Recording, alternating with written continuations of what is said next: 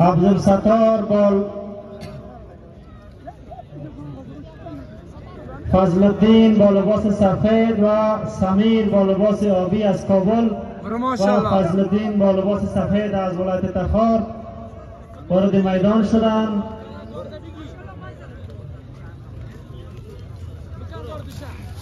برو ماشاءالله برو نام خدا.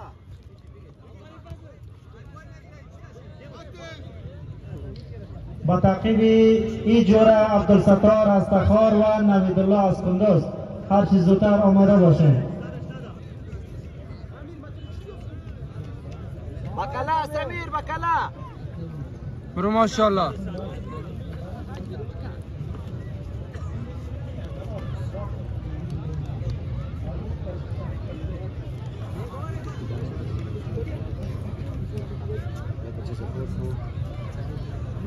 آفرین.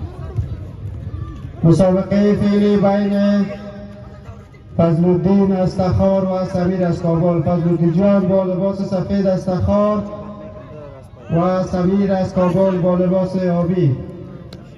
1 دقیقه و 40 ثانیه.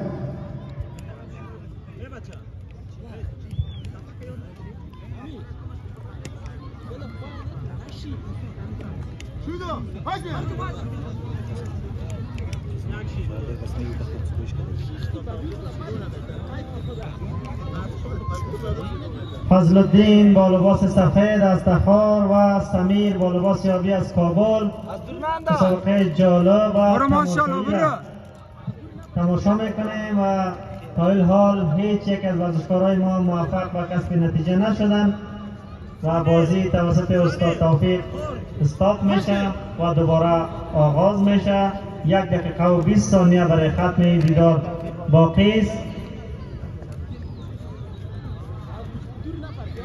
فضل الدین از ولسوالی خواجه بهاءالدین ولایت تخار است که همواره در رشته جودو حضور داشتند. برو ماشاءالله برو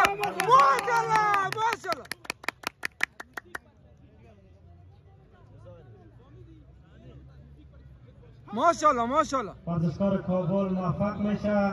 سمیر جان 1 نظر به نفع خود کمایی بکنه و ببینیم که عکس العمل فضل الدین جان چی است. نام خدا برو ماشاءالله. دومی را هم دریافت میکنه و ایقان میشه. ماشاءالله. به نفع سمیر جان از کابل و برای فضل الدین جان آرزوی موفقیت میکنیم. ماشاءالله. برای سمیر جان